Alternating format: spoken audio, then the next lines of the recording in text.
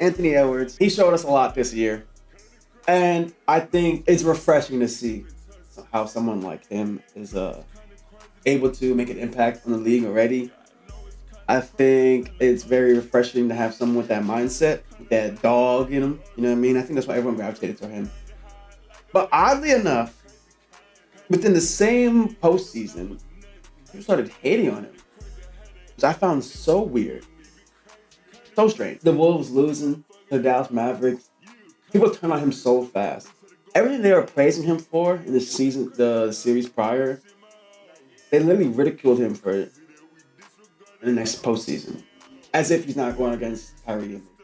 Kyrie championship, one of the best basketball players to walk this earth, and Luka, who is one of the best players in the league right now.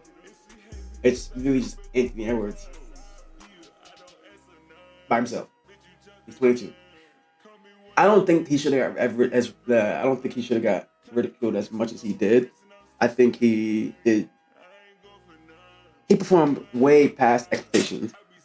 Um, I think it was very nice to see. I don't think people should be hating him right now, in my opinion. But with that being said, when they did praise him, they were calling him next MJ. Now, Michael Jordan, I don't know if he spoke out about this, but people are so quick to compare players. I think it does the player a disservice. And this is a social media thing. This is a Twitter fingers. People at home on their couch, never played a sport before thing. Everyone has an opinion now. Everyone has the ability to speak up, and everyone thinks they're professional, and everyone has a voice now, which, cool. But for y'all to not appreciate Anthony Edwards for who he is and how he is alone, I think you do him a disservice. You do any player a disservice when you compare them to one of the greats. Like, you're really comparing him and holding him to a standard that literally no one else can achieve. Right? Michael Jordan, best player to ever walk this earth, most influential.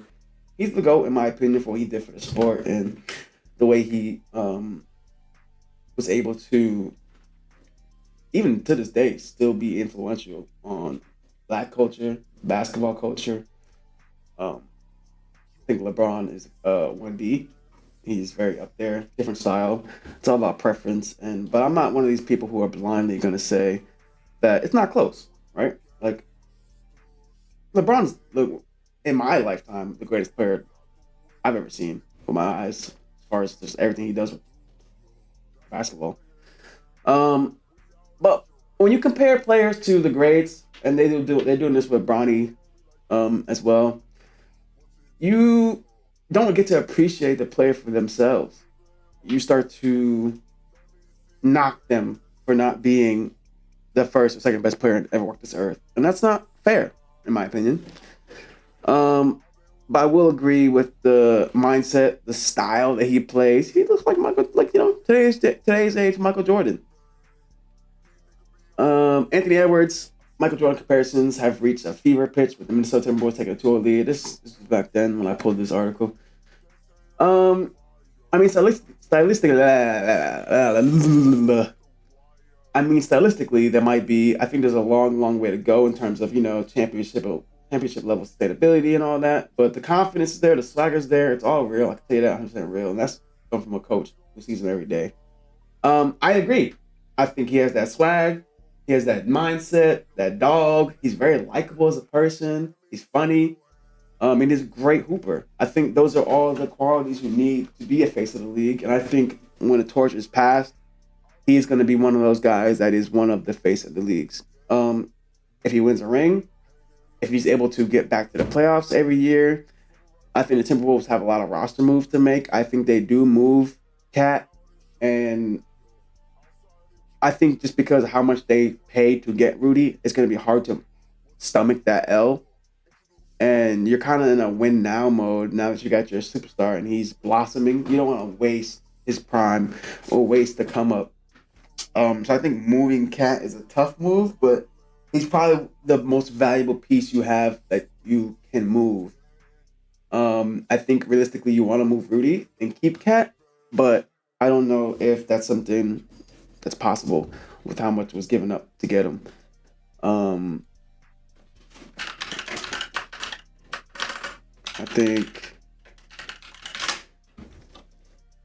think it's tough because back then, like this time, this is a fucking lot for Rudy Gobert. And I don't know how we got to this point. I really don't. And I probably never will understand what the hell Timberwolves were thinking. But you lost Malik Beasley, Pat Bev, Walker Kessler, Jared Vanderbilt. Bro, 4 good players. These motherfuckers are on teams or have been on teams or played. 4 players. Just that alone for Rudy is crazy. Right? 4 players. If you would have just told me it wasn't 5 picks on top of it, you would have just told me 4 players for Rudy Gobert, I would have been you crazy as hell. You were out of your mind trading these 4 guys for Rudy Gobert, who averaged double-double, yeah. What, 15 points, 14 boards? Okay, cool. But he's playing in Utah. That's the same thing. When you play for a bad team, you gotta evaluate the numbers a little bit differently because, bro, 4 players and 5 first-round picks is crazy. And I think that will be the thing that holds back. I think that will be the thing that holds back the Timberwolves moving forward. I think if anything's gonna hurt them, it's the lack of the future because you have this core of potential, but you don't have the assets to keep building and improving like the Boston Celtics did. The Boston Celtics probably did it the most lucrative way, but they did it the right way, in my opinion. They have, and even to this day, they have so many picks. They can keep building and building and building, and that's how you sustain greatness. On top of having your superstar play out of his mind, Jaylen Brown rose to the occasion. Now he's playing out of his mind. You have this core of guys, and even without Porzingis, don't forget that they got Porzingis. Now Porzingis is going to be another addition to that team where it's insanely cool.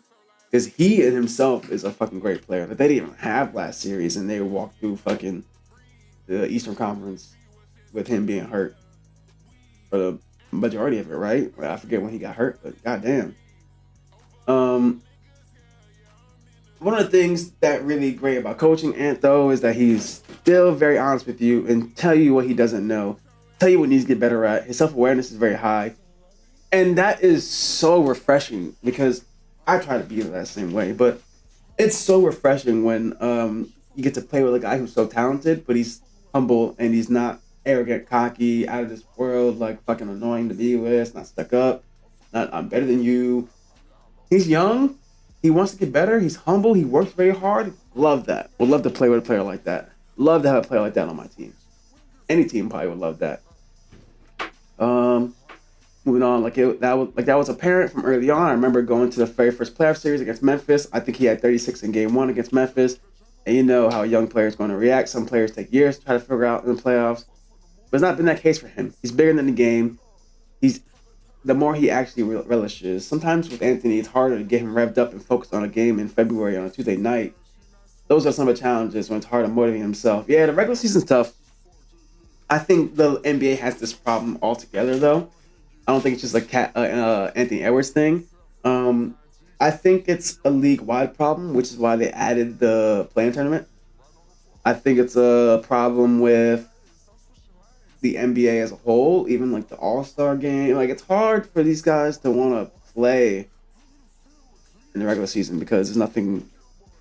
That competitive fire, that thing that makes you tick is the playoffs, right? The biggest stage, the highest competition. Trying to be the best of the best. Some people are built like that. Some people aren't. On the opposite side of Anthony Edwards, you have a Ben Simmons who just wants the bag, doesn't really care about playing, never really cared about playing, did what he had to get to a goal, and that's all fine and dandy, right? But as far as winning championships and loving basketball, like how we want our players to, some people have that dog in them, and some people just don't, right? Some people love the game, and that's with anything, even your job at home. Some people love their jobs. And it shows in their work ethic, how they interact at work. If you go to a McDonald's and that motherfucker loves making McDonald's fries, loves flipping burgers, loves to drive the window, you immediately feel that when you go up to the freaking the order thing and how may I help you? It's like, oh, this is refreshing because every other time I went to McDonald's, just yeah, what the fuck you want? You know, you can feel it even in your workplace. Who loves their job? Who loves doing what they do? And some people got it and some people don't. And I think it's a big thing. A big problem with the NBA is when you pay a lot of these guys multi-million-dollar contracts, it's hard to stay motivated to get better every night. When you're 22 and you're living in Miami, let's just say, for example, you got $50 million in your Chase account, you made it, bro. Like, and most people will never see that kind of money or that kind of fame or that kind of notoriety. You made it. Like, you got it out the mud from wherever hood and wherever bad situation you was previously in. $50 million in your Chase account. You living in Miami in a penthouse beach. You got, hoes out there. You made it. Your dream, you made it. You have to really be a special type of player to love basketball at that point, right? Like, and any advice someone gives you, what they gonna tell you other than be smart with your money, right? What they gonna tell you? Hey, you need to do, you're fucking up. I got 50 mil in my Chase account. Do you see my house? You see my crib? You see this car I got outside? You see these chains? What do you mean I'm fucking up? You know what I mean? Like, as far as someone like Ben Simmons, bro, he came from Australia. Like, yo, you made it. You're a household name in America. You got you a couple awards. You got millions of dollars out the ass. You got all this off the court stuff. You at the Met Gala. You made it, bro. Who am I to say that, yo, you need to play basketball more serious? Unless I'm a fan of that team, which, shout out to the Nets, because I would be pissed. But in real life, think about it. Like, it takes a certain kind of guy to freaking have all these things and still be locked in on basketball, getting better every day. It takes you gotta really love the game, be wired like that. It takes a special combination of, hey, athletically gifted, hard work ethic, a little bit of luck, and just a drive to get better. It takes a lot. That's why we don't appreciate what LeBron has done over the past 20 years, because we keep comparing him to MJ. And I think a lot of people get misconstrued about, like, what he done in the time he did it in too. Like, everyone's getting canceled. For LeBron to be able to do it for 20 years, how he did, not get canceled, not one controversy. The worst thing he did was freaking televise fucking his trade to Miami, and people still hate him for that. But it's like, in the social media area, if Michael Jordan had social media, it'd be a whole different conversation. He would not be some of y'all goats, I swear to God. Some of the shit that he was doing, if LeBron would have did, bro, if LeBron would have been smacking teammates, oh my God. Oh, the type of shitty person Michael Jordan was, if we had social media back then, it'd be a whole nother fucking story. So I really think that we don't do LeBron enough justice for what he's done over the past 20 years. But yeah, I think Anthony Edwards, looking forward to what he does for the rest of, his career. I think he's going to be one of them ones. I think he already is one of them ones. He's shown you flashes already. And I think we have a lot to look forward to. I think there's a lot to look forward to with that man. I'm super excited to see him take over the league, how he has.